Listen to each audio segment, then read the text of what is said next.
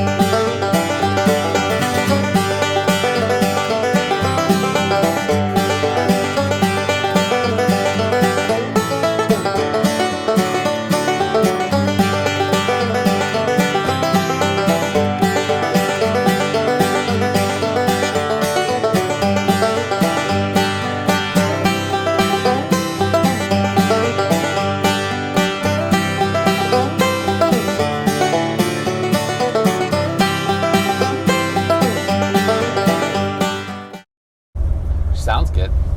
How long you had this? My dad bought it in 77. Oh, wow. So we've had it for a long time. Wow. We restored it together in early 2000s. And then when he retired, I had built a 67 Camaro that I drove in high school.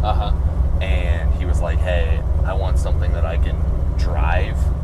And so we swapped. So he has my 67. So Nice.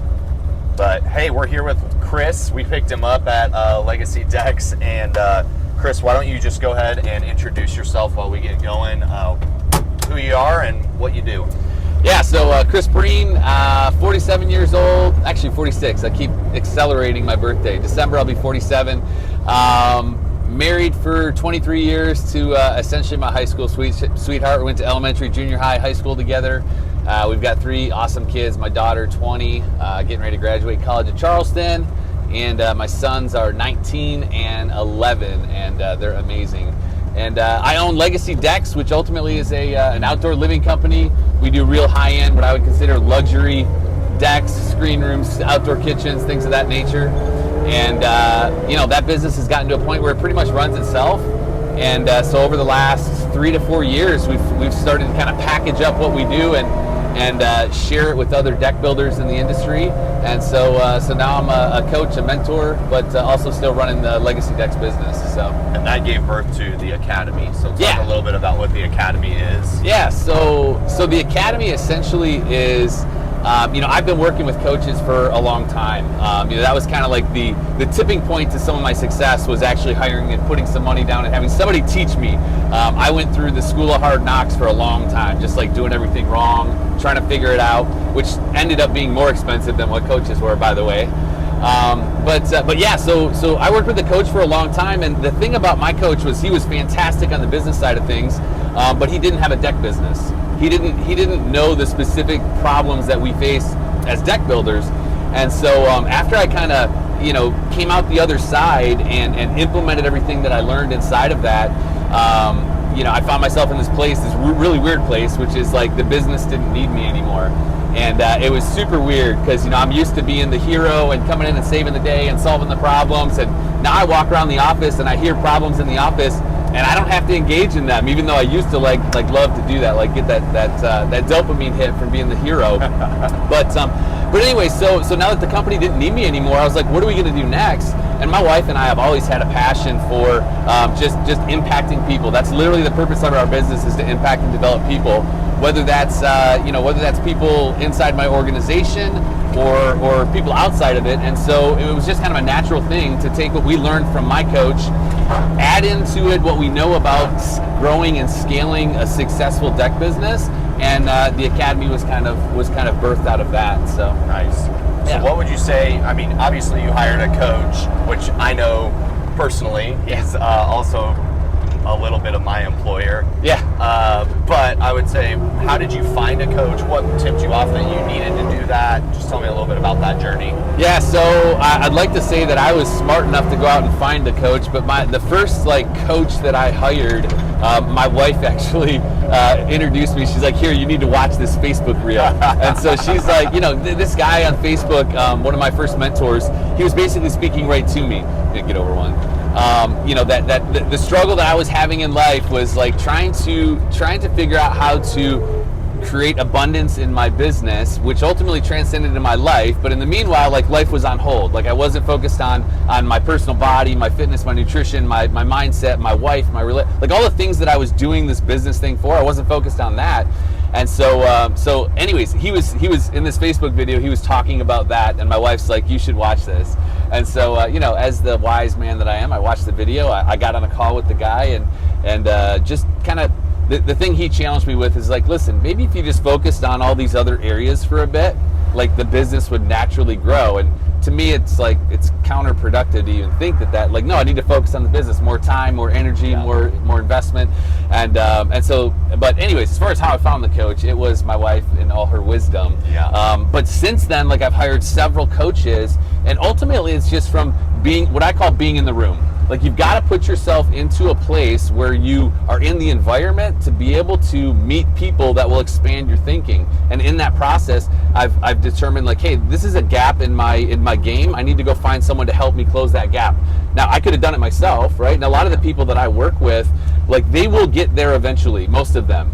But if they want to get there faster, and I don't want to say shortcut, but compress the time that it takes to get there, that's really what coaching and mentorship does. It's hey, learn from what either success I've had or failures that I've overcome, and that way you don't have to hit those same roadblocks. Yeah, I tell people all the time, when you are hiring me as a coach or anything like that, realistically, all you're buying is time. Yeah. I mean, you have the skills, you have the knowledge, you know your business really, really well. And you'll get there eventually. All the material is out there. It's all published. Gosh, yeah. Everybody's talked about what the secret sauce is, so to speak. But ultimately, when you get a coach in the room that can see around corners for you and can really help you look objectively and really work on the business instead of in it, which I think you kind of referenced a little bit ago. Yeah. That's buying time. And ultimately, in a business, when you can do what would take you 10 years in 1 or 2 years, the productivity and the return on investment on that is infinite. Oh, absolutely. I've never heard it put that way, but time is the only resource you cannot get more of, right? And so I'm going to be using that, by the way. You're really just buying time. You will get there eventually, but if you want to get there faster, let me help you, right? And I've said this before, but and I think I said on this introduction to this is investing in a coach is a fraction of the cost as investing in the mistakes that you're going to make. I get on calls with guys all the time, and just recently I've had calls with 2 people who I had a call with a year ago, and in a year they didn't hire me. Back then, they've hired me now. A year ago, their situation was actually better because now they've had to take on either high interest loans or some of them bankruptcy is on the table. So the cost of not doing it is so much greater than the cost of actually learning from someone else's either success or mistakes. So yeah, good. So you talked about struggles. Everybody struggles in a business. So what would you say when you look back over your years at Legacy before the academy? What was your biggest struggle or your biggest ceiling, so to speak, that you guys had hit that you just couldn't push through? Yeah, so 2 things come to mind immediately. Number one is I just never really had a clear plan where we were going. I was just selling decks, collecting checks is how I like to put it, and figuring it out as I went along. FITFO, if you ever heard that term.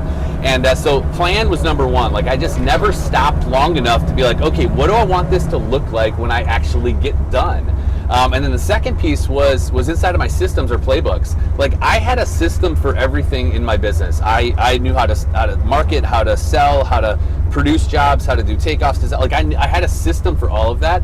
The problem, though, the hurdle that I was running into, the ceiling, like you put it, is all of it was in my head.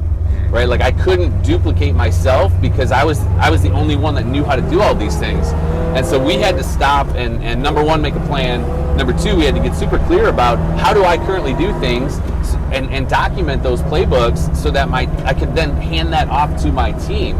I've shared this story before, but like I have team members on my team that I never looked at their resume. I never had a phone call with them. I never interviewed them. I never skills tested them, and I never onboarded them. But they're people that are part of my organization now. Why is that? Well, because we have a system for hiring. And all I had to do was teach someone else that's a leadership position in my company to do that process. Yeah. And now I literally meet people for the first time, sometimes at our quarterly meetings, at their onboarding, and it's just a cool thing to think, because old version of me was like, I got to do everything because I'm the only one that can do it. So those are some of the ceilings, I think, is like having a clear plan and really getting our systems documented so that someone else could be delegated to do that. Yeah, and it's hard to see that when you're in the thick of it. It's hard to see like, hey, if I just slow down a little bit and I can replicate the behaviors over and over and over again, because as a business owner, you want to drive forward. Like you said, you know, you want to drive forward and you want to get the business, do the business, and get paid on it, right? Which is ultimately the goal of any business. But sometimes you have to slow down a little bit to speed up, and that means documenting your processes. And I don't mean SOPs, right? Like SOPs, that's a dirty word that's thrown out there, but ultimately we're talking like, what are the things that make you successful? What makes Legacy's identity? How do we document that? How do we hire people and go out and recruit really good talent based on some good culture things, based on a strong purpose? And then how do we hold people accountable to those things as we continue to scale the business? Well, the only way to do that is to tell them what they're supposed to do and how they're supposed to do it. Exactly. And something that I learned from Cullen, my coach, the guy you're working with now, is that like you don't document like 100% of the process, right? If you do that, you take out some of the art of the task that you need done, right? I should be hiring people that are better at the task than me. And in order to like get them in the right direction, I'm only documenting 20% of it, right? It's kind of like if I was to tell you to drive from here to the Walmart up the road, like I would tell you, hey, hop in the car and head right down Butler Road and then take a left on Woodruff. It'll be on your left, right? I wouldn't say, hey, go to the door of my office, open the door on your car, put the key in the ignition, turn the key, press the accelerator, put it in drive. That's documenting 100%, right? That takes like all of the creative possibility out of Ren and says, hey, just follow this exact process. Whereas you possibly could, a shortcut to get there. The end result is you want to get to Walmart, right? So anyways, that was something I learned from Paul. It's like, hey, you document the top 20%, which is way easier. People think about SOPs or playbooks, and it's like, oh, I've got to write this big, long No, man, it's a couple pages with a checklist and maybe a video of how to do it. Like, that's it. So.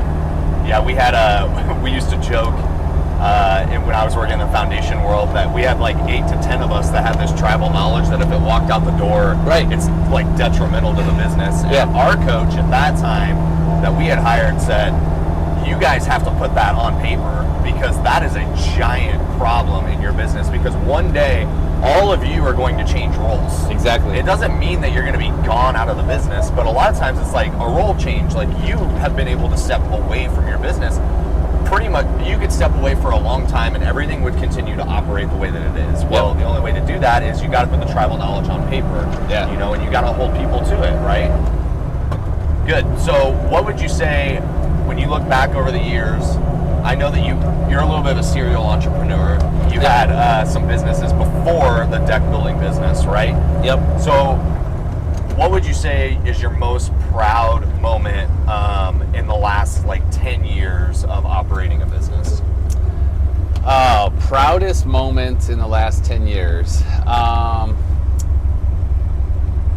Boy, the thing that comes to mind immediately was being able to relinquish my role as the integrator in the business, which for the integrator, general manager, second in command, whatever you want to call it, like I was that guy that was like the chief problem solver on top of all the numbers, like all of that. And I actually, the proudest moment was like my wife actually stepped into that role, which seems kind of weird, and people may like, oh, your wife.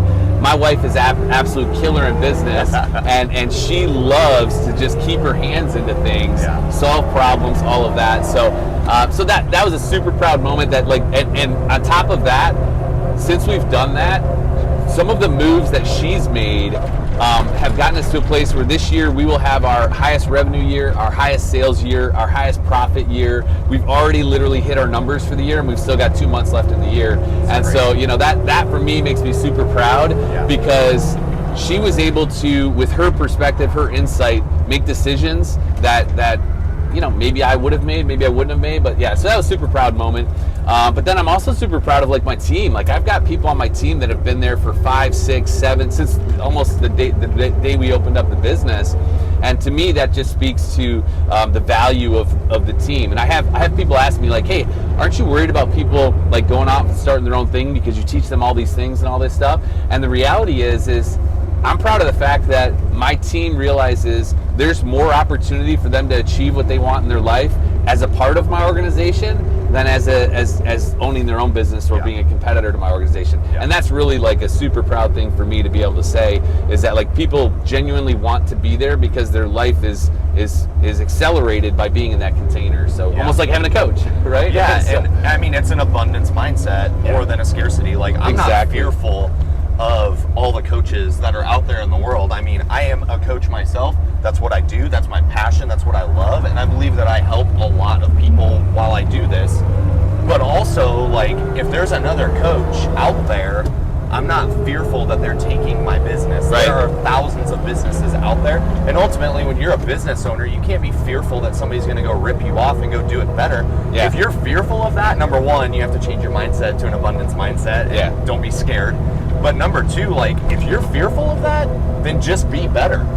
Exactly. You know, like, if you exactly. think somebody else can do better than you, I think that alone is some head trash that you need to work through. And if you have gaps in your business to get better, either find a way to be better, hire somebody that's going to make you better, or seek out some sort of external advice that's going to get you there, because you shouldn't be fearful that somebody's going to... There's people... When I was working in the foundation world, there was people that left and started foundation companies all the time around us. And then 2 years later, they failed and they came back and they said, hey, we couldn't build it. We couldn't do what you guys did. Well, a lot of that was because we had, number one, we were 45 years of experience in that area.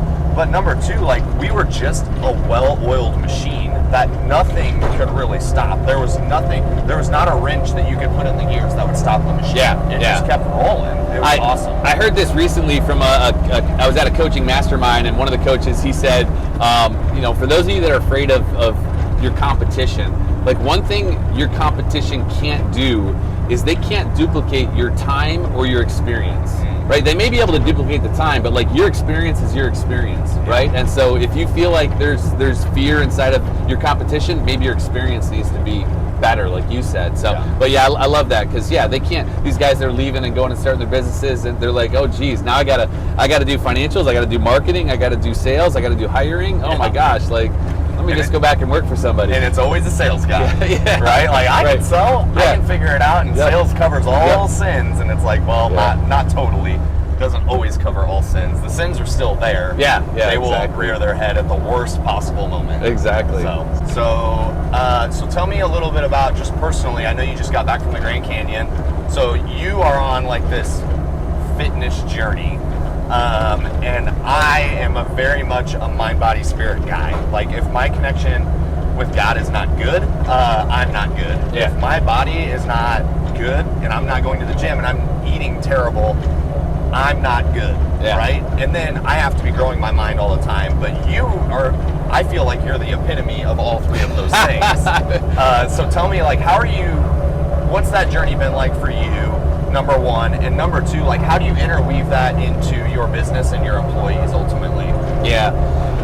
You know, people talk about like work-life balance, and for me, you know, work is just a part of life, and so, you know, everything that I do in my personal life, I share with the business. So my team, I think the reason that I attract the people that I do is because of who I am. Right, and culture is kind of a buzzword, right? But for me, culture is really just who I am at my core, and how do I find more people like me? And if you have a bad culture in your organization, chances are you probably you're hiring people that aren't in alignment with who you are. And so, you know, as far as it's just a part of who I am. I realized that 7 years ago, 8 years ago, 9 years ago, that the more that I worked on myself personally, the more everything else got better. The more I worked on my body, the more my mindset got better. The more I worked on my mindset, the more my relationship with my wife got better. Yeah. And so, I think one thing that I decided a long time ago is that I was just going to decide once to focus on these areas, and that was it. Like, am I 100% consistent all the time? Not always, right? Like, everybody thinks I'm super consistent, and yeah, I'm pretty consistent, but for me, I made a decision once. And the challenge with a lot of people is they're constantly having to decide over and over. They're negotiating with themselves, almost like, I compare it to like getting out of bed at whatever. I get out of bed at 4:30, 4:45 every morning. Sometimes I want to negotiate with my pillow that I should stay in bed, right? And so, but this week specifically, like I said, hey, I'm going to get up at 4:30 every day, and I've been up at 4:30 every day. Now, is it like that every week? No, but I think it just comes down to having a commitment to being consistent at whatever it is that brings you value. Yeah. And one thing I realize is that the more that I work on all of those areas, the more they amplify each other. And I already said that, but like the more I work out, the more I feel better in my mindset. So it's just a big part of who I am, and it attracts the people to my team that are like that are like-minded. And so, which again makes the business better. I think I attract people to my company, even instead of customers and clients that are attracted to who we are as an organization. So it's just it's a holistic approach to things. Like, I used to just focus on the business, and I figured someday I'll get around to having the body I want, the relationship I want, the spiritual connection that I want. And the reality is like someday is never going to come. Today is someday, and you just have to start. Well, and the funny thing is the absence of making a decision just delays everything. Because I remember, I used to be religious about, like, almost to a sickness about working out. And what happened was I fell out of that when I had kids, and I got married, and I got into the business world, and I started doing all of these things, and I actually fell out of my routine. Well, what happened was I kicked it down the road for a year, saying, I'm going to start today. I never actually made the decision in my heart to move and do something. And realistically, like, how that transcends into being a business owner, you got to make decisions. Yeah. The absence of making a decision is losing you time, and precious time on things, and ultimately opportunities. Because I can't tell you how many times I've looked at businesses that have not made a decision quickly, and then they lose out on a massive opportunity. Oh, absolutely. And that's another room that I was in that I like to talk about. Russ Perry, which you probably know Russ from Design Pickle, but he taught one time on this idea of decision velocity. Like, the quicker you can actually make decisions, even if they're wrong, like, you're still going to get to a result that you can then course correct. Yep. And so, like, as a leader, like, that's just one of the things that you've got to get used to, like, making decisions. And the quicker you can make decisions based on the information, based on your experience, the faster you're going to get to the result. And again, you may hit the wrong result first, but you got there quick because you didn't sit there trying to figure out, should I make this decision or not? So, and sometimes the wrong result is the result that you need to know what the right result is. Yeah, exactly. Exactly. You got to be able to course correct. So, but yeah. So do you know where we're going right now? Are we going to my first office here? I don't know. No, I don't. My original office was over here 8 years ago. It was the end unit down here. It was down on Neely. Yeah, it's the last building just past Harrison's there. Are we going to do donuts in the parking lot or something? No. Oh, okay. No. So I actually wanted to bring you back to where it all started. Okay. Nick tipped me off. I messaged him yesterday, and I was like, hey, sentimental place, where is it? And he's like, here's the address. Yeah. So when I drive you through this parking lot and I take you here, what memories come back to you? What do you think about? Oh, man. Well, I mean, number one, like, this was all we could afford at the time. Like, this place was $1,000 a month, but it was like 2,000 square feet, and literally they still have the wall up in the front. So we put a wall up in the front. Maybe they changed it. Like, you walk in, and like 20 feet back, we put the wall, and then the rest of it was just like open, just desks everywhere. I've got pictures of it. I can give it to you to have on the podcast maybe, but just like desks everywhere, lumber laying around, concrete floors, and it was a war zone. But this is literally where it all started, where I hired Nick, who you mentioned, who's still a part of the team. It was a tough go at it, no question about it. But we made do, right? Like we had the used furniture that we had bought from somebody getting rid of furniture was in there. We had a conference room table, but then right next to the conference room table was all the desks of everybody. It was just like it was like a boiler room, man. And but we took it over $1 million in that building, and figured out a lot of things, and it was good times. It was good times. But it also brings back memories to my team, like this parking lot. Nick actually was always the first one to work and the last one to leave work. Well, come to find out, Nick was going through a tough time, divorce and stuff, and he was literally sometimes sleeping in the parking lot, right? So as far as memories that come back, but Nick is still here and went through what he went through. Because of the container and the culture that we created for him, he's been here almost 8 years now, and so it's super cool just to be back here and remember how hard it was when we were there, and how much better it is over at the new place. I know, right? Look at that. So, last question: if you could walk in there, 8-9 years ago, and tell 8-9 years ago Chris what he should do to get down the street and build what you've built, what would the one piece of advice be? I mean, it's coaching in cars, man. I would have hired a coach sooner. I mean, seriously, I still, even though I made different decisions than my past business, I still was trying to figure it out on my own. I wasn't out there selling and managing and all that. I was building a team, but I was still trying to figure it out on my own, right? And so we stumbled through probably for 2 years before I actually hired Cullen. And so I would have hired a coach quicker. So no question about it. A business coach, as well as performance, right? So Cullen has got the business side, but he's also got the personal performance side. That's a intangible benefit of you're an exit momentum coach because you fit that mentality like Cullen. It's not just the business plan; it's the business man, and that's an intangible benefit. If you find the right coach that aligns with who you are, it can just go so much faster. So I would have ultimately hired a coach quicker. I should have moved to Greenville earlier is what I should have done. Yeah, there you go. There you go. All right, so we're back. We're back at Legacy Decks. Chris, I appreciate all the time. It's been great. Chris has been an amazing relationship. I mean, if you want to meet somebody that runs a super solid business, but also is super solid in the community and just all about connecting people, I mean, Chris is your guy. So I appreciate all the help that you've given me, and thanks for doing this. This was great, and this is the pilot episode. Yeah. So we'll see if it kicks or if it catches on. But, I'm sure it will. This is great. I love it. I'm surprised nobody else has done this idea. Coaching in cars. Yeah. I think it's a little bit of a ripoff. Okay. All right. Maybe there is. And coffee getting cars. There you go. There you go. My own spin on it. All right. Love it. Love it. Well, thanks, buddy. Yep. Absolutely. All righty, guys. That's going to wrap up this episode of Coachin' in Cars. I appreciate all the viewers that are out there. Thank you so much. If you like what you see and you want to see more, obviously share, and subscribe. We do have another guest coming up in a couple weeks. His name is TJ Norris, and he is the owner of Barndo Co. Up here in the upstate of South Carolina. So you are not going to want to miss it. The guy is incredible. He has built an amazing business over the last 3 years, and there's going to be a lot of really good nuggets that come out of the conversation with him. Just a sneak preview, we are going to take him out in a 2015 Z28 Camaro.